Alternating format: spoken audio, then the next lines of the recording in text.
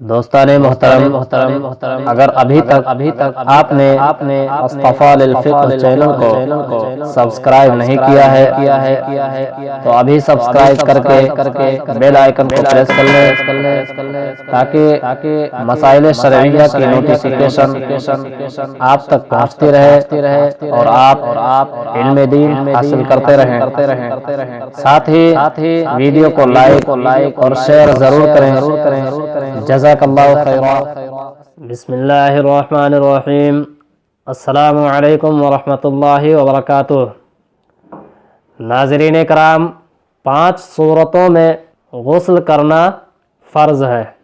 کیا آدمی کے بدن پر پاخانہ یا پیشاب لگ جانے سے اس پر نہانا ضروری ہوتا ہے؟ کیا آدمی کے کپڑے پر نجاست لگ جانے سے اس پر نہانا فرض ہوتا ہے؟ تو دوستان محترم، نہیں، بلکہ میں نے جو ابھی بتایا 5 صورتوں میں غسل فرض ہوتا ہے، تو یہی 5 ایسی صورتیں ہیں کہ جن کی وجہ سے آدمی پر غسل فرض ہو جاتا ہے۔ اس کو یوں بھی سمجھ سکتے ہیں کہ اگر ان 5 صورتوں میں سے کوئی ایک بھی صورت آدمی کے ساتھ پیش آ جاتی ہے تو اس پر نہانا فرض ہوتا ہے، یعنی بغیر نہائے وہ نہ تو قرآن مقدس کی تلاوت کر سکتا ہے اور نہ ہی نماز پڑھ سکتا ہے اور نہ ہی مسجد میں جا سکتا ہے۔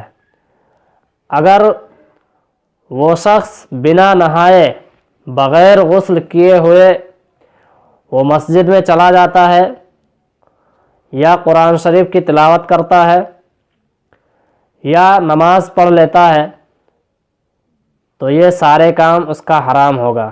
تو چلیے جان لیتے ہیں وہ 5 صورتیں کیا ہیں۔ تو دوستان محترم، سب سے پہلی صورت یہ ہے کہ منی کا اپنی جگہ سے شہوت کے ساتھ، شہوت آپ حضرات سمجھ رہے ہوں گے، زیادہ گہرائی میں نہ جاتے ہوئے میں آگے بات کرتا ہوں، جدا ہو کر عضو سے نکلنا۔ اب اگر کسی شخص کے شہوت کے ساتھ منی نکل آئی ہے تو اب اس صورت میں بغیر اس شخص کے نہائے ہوئے قرآن پڑھنا یا نماز پڑھنا حرام ہوگا۔ دوستان محترم، کبھی کبھی ایسا بھی ہو جاتا ہے کہ بنا شہوت منی کے کچھ قطرات نکل آتے ہیں، تو یہ بنا شہوت کے نکلی ہے، تو اس طریقے سے اگر نکلتی ہے تو اس سے غسل فرض نہیں ہوگا۔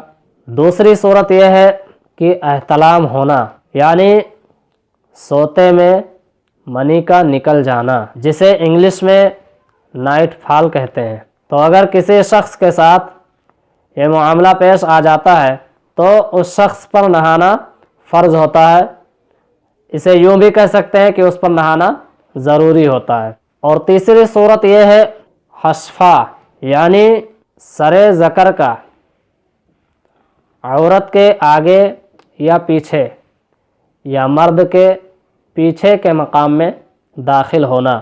ناظرین کرام، اعلی تناسل کا جو سر ہے عورت کے آگے یا پیچھے یا مرد کے پیچھے کے مقام میں داخل ہو جاتا ہے تو دونوں پر غسل فرض ہو جاتا ہے۔ صرف ایک ہی پر غسل نہیں فرض ہوگا بلکہ دونوں پر غسل فرض ہوگا، اس لیے دونوں پر نہانا ضروری ہوگا۔ اور چوتھی صورت یہ ہے کہ عورت کا حیض سے فارغ ہونا، یعنی عورت کو جو ہر مہینے خون آتا ہے اس خون کا آنا جب بند ہو جائے تو اس کے بعد اس پر نہانا فرض ہو جاتا ہے۔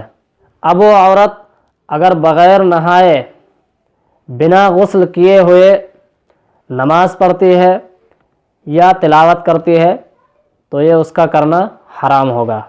اسی طرح 5ویں اور آخری صورت یہ ہے کہ عورت کے نفاس کا ختم ہونا، یعنی جب بچہ پیدا ہوتا ہے تو اس کے بعد جو خون آتا ہے اس خون کا آنا جب بند ہو جائے تو اس کے بعد اس عورت پر نہانا فرض ہو جاتا ہے۔ ناظرین کرام، یہ 5 صورتیں میں نے آپ حضرات کے سامنے پیش کی۔ ان 5 صورتوں کے لاحق ہونے کے بعد انسان پر غسل فرض ہو جاتا ہے، اس پر نہانا ضروری ہو جاتا ہے۔ اگر وہ بغیر نہائے بنا غسل کیے ہوئے نماز پڑھتے ہیں، قرآن پڑھتے ہیں یا مسجد میں جاتے ہیں تو یہ سب حرام ہوگا۔ اب دوستان محترم یہ بھی سمجھ لیتے ہیں، ایک چھوٹی سی بات ہے کہ جو کم پڑھے لکھے طبقے کے لوگ ہیں ان کے بدن یا کپڑے پر اگر نجاست لگ جاتی ہے تو وہ لوگ حیران ہو جاتے ہیں اور پریشان ہو جاتے ہیں کہ اب نہانا پڑے گا، خاص طور پر ٹھنڈی کے موسم میں۔ تو ناظرین اکرام، اس بات کو اچھی طرح سے یاد رکھیں کہ جس جگہ پر جس حصے پر نجاست لگی ہے اس حصے کو دھو ڈالیں تو وہ حصہ پاک ہو جائے گا۔